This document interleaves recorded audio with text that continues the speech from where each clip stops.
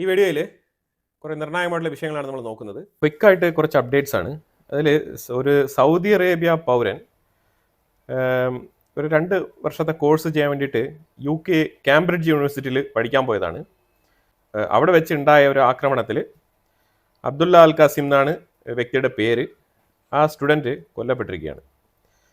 അതായത് ഈ കോളേജിൻ്റെ ഉള്ളിൽ UK നടക്കുന്ന വിഷയങ്ങൾ നമ്മൾ എടുത്ത് നോക്കിക്കഴിഞ്ഞാൽ, ഇപ്പം ഇന്നലെ പോലും ഞാനൊരു വീഡിയോ കാണുകയുണ്ടായി.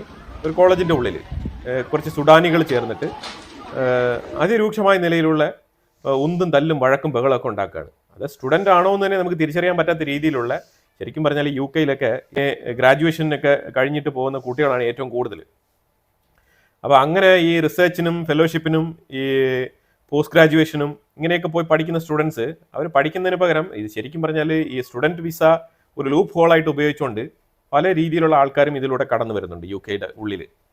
അപ്പോൾ അത് നമ്മളുടെ സൈഡിൽ നിന്നൊക്കെ പോകുന്ന ആൾക്കാർ ഈ സ്റ്റുഡൻറ്റ് വിസ എന്ന് പറയുന്നത് അവിടെ UK തൽക്കാലം താമസിക്കാനും പാർട്ട് ടൈമായിട്ട് ജോലി ചെയ്യാനും, അതിലൂടെ ആ ഒരു എഡ്യൂക്കേഷൻ പീരീഡ് കഴിഞ്ഞതിന് ശേഷം ആ പഠനം പൂർത്തിയാക്കിയിട്ട് വീണ്ടും അവിടെ തുടർന്ന് ജോലി നേടി അവിടെ സ്ഥിരമായിട്ട് താമസിക്കാൻ പറ്റുമോ എന്നുള്ള രീതിയിലുള്ള ഓപ്ഷൻസ് ആണ് നമ്മളുടെ കുട്ടികളൊക്കെ നോക്കുന്നത്.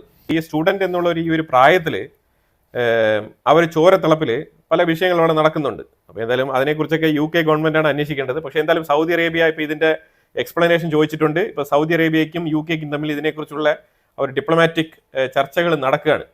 അപ്പോൾ എന്തായാലും ഇതിൻ്റെ കൃത്യമായ കാര്യങ്ങൾ അന്വേഷണ ഘട്ടത്തിലാണ് ഇരിക്കുന്നത്. ഇപ്പോൾ ഞാൻ വെച്ച വീഡിയോ ക്ലിപ്പ് കണ്ടല്ലോ, ഇത് കോളേജിൻ്റെ ഉള്ളിൽ നടക്കുന്ന അടിയും ബഹളമാണ് ഞാനിവിടെ കാണിച്ചത്. അപ്പോൾ ഇത് ശരിക്കും ഇത് ആക്ച്വലി ആ സൗദി പൗരനുമായിട്ട് ബന്ധപ്പെട്ട ക്ലിപ്പല്ല. പക്ഷേ ഇത് ഇന്നലെ ഒരു കോളേജിൻ്റെ ഉള്ളിൽ നടന്ന ഒരു വഴക്ക് തന്നെയാണ് ശരിക്കും.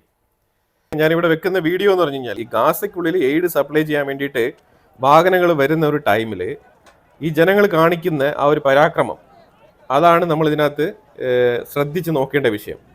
ഈ ഒരു തിക്കിലും തിരക്കിലും പെട്ടാണ് ഏറ്റവും കൂടുതൽ ആൾക്കാർ എയ്ഡ് സൈറ്റിൽ മരണപ്പെടുന്നതായിട്ടുള്ള വാർത്തകൾ വരുന്നത്.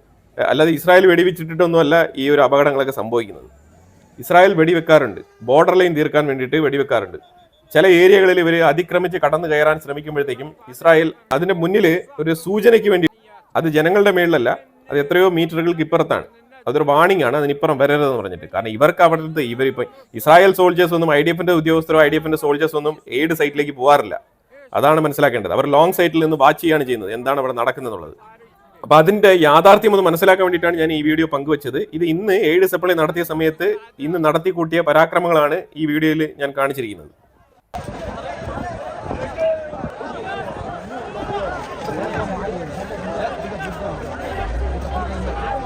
أنا بدي كيس صحن لأولاد.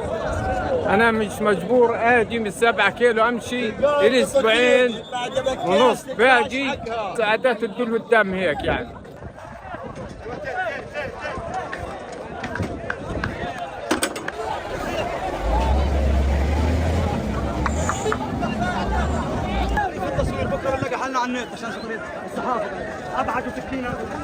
انت بتروح تحت الموت وتحت الرصاص وتحت الدبابه عشان تعيش، عشان تفكر انك تعيش.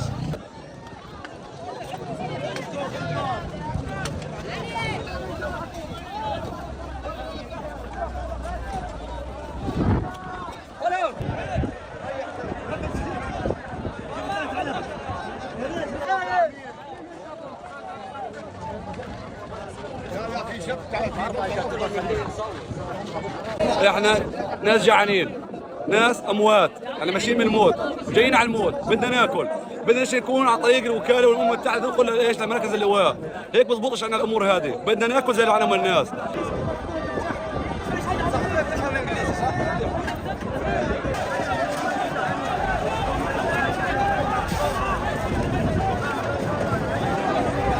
في هناك جوع شديد، ولكن في هناك أناس لا تستطيع أن تأتي إلى هنا.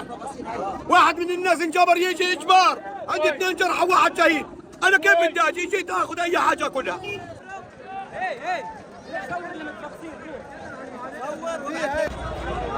صور قتلونا يا عالم، قتلونا يا عالم.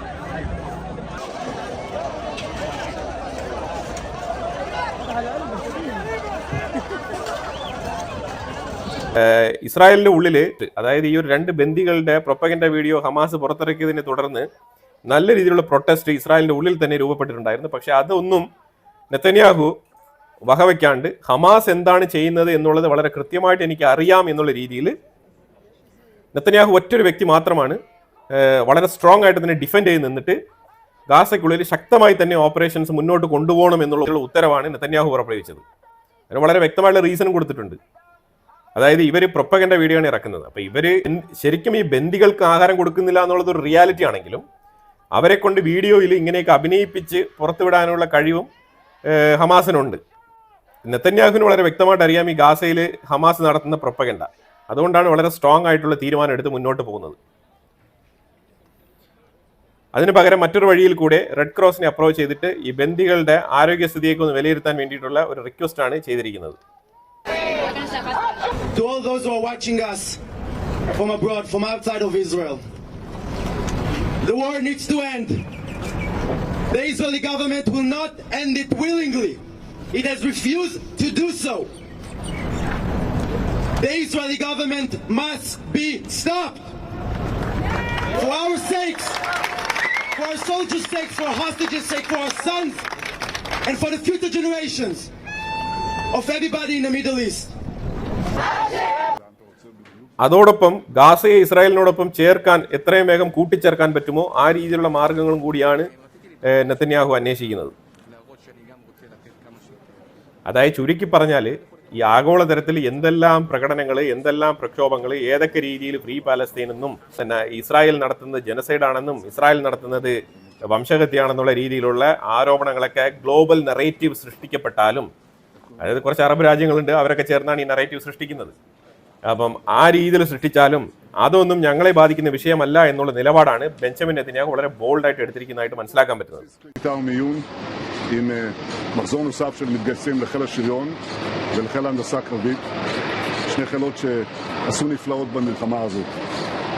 זה המחזור השישי של הגיוס תוך כדי המלחמה, ומספר המתגייסים עולה מגיוס לגיוס, וזו עדות אדירה גם לרוח הלחימה שמפעמת בנו וגם לרוח האחדות. שני הדברים האלה בעצם נתנו לנו את הניצחונות הגדולים שהשגנו עד היום, גם בלהכות את החמאס, להכות את חיזבאללה, להפיל את משטר אסד, להכות את איראן. וההישגים האלה כמובן הם מאחורינו, אבל עדיין יש צורך להשלים את תבוסת האויב בעזה, לשחרר את כל חטופינו, להבטיח שעזה לא תהווה יותר איום על ישראל. אנחנו לא מוותרים על אף אחד מהמשימות הללו, ואנחנו נעשה את זה יחד באמצעות ההקרבה הגדולה של הלוחמים שלנו והלוחמות שלנו. יש גם גידול עצום במספר הנשים, הבנות שמתנדבות לתפקידי לוחמה. אני חושב שזה מעיד על העוצמה שיש בעם הזה כדי להבטיח את נצח ישראל.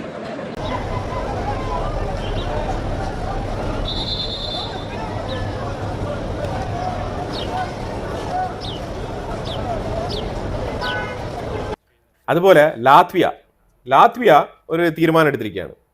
ലാത്വിയ, ലിത്വാനിയ ഇതൊക്കെ തന്നെ ഈ റഷ്യൻ ബോർഡറിൽ കിടക്കുന്ന ഒരു ബാൾട്ടിക് റീജിയനിൽ കിടക്കുന്ന രാജ്യങ്ങളാണ്. അവർ തീർച്ചയായിട്ടും റഷ്യക്ക് എതിരെയുള്ള നിലപാട് എവിടെയൊക്കെ എടുക്കാൻ പറ്റുമോ ആ രീതിയിൽ എടുക്കാൻ ശ്രമിക്കുന്ന രാജ്യങ്ങളാണ്. അപ്പോൾ അങ്ങനെ ലാത്വിയ ഇപ്പോൾ ഒരു നിലപാടെടുത്തിരിക്കുന്നത് ഞങ്ങൾ പാലസ്തീനിയൻ സ്റ്റേറ്റിനെ അംഗീകരിക്കുന്നില്ല എന്ന് വളരെ ശക്തമായ നിലപാട് പറഞ്ഞിരിക്കുകയാണ് ലാത്വിയ. അപ്പം ജർമ്മനിയെ തുടർന്ന് ഇപ്പം ലാത്വിയ രണ്ടാമത്തെ രാജ്യമായിട്ട് ഈ സ്റ്റേറ്റ്മെന്റ് വളരെ തുറന്നു പറഞ്ഞിരിക്കുകയാണ്, ഓപ്പൺ ആയിട്ട്, bold statement. Un tādēļ arī pašlaik Latvija neplāno šādus soļus spērt. Your friendship and cooperation and for your commitment to our common values.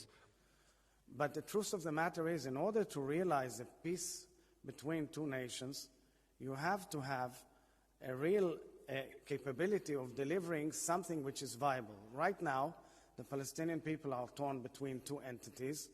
One is controlled by the Palestinian Authority and one is by Hamas. And if you ask an average Israeli, does he believe it's feasible to get to a two-state solution, a solution with a peaceful neighbor, like I crossed the border today from Lithuania to Latvia easily?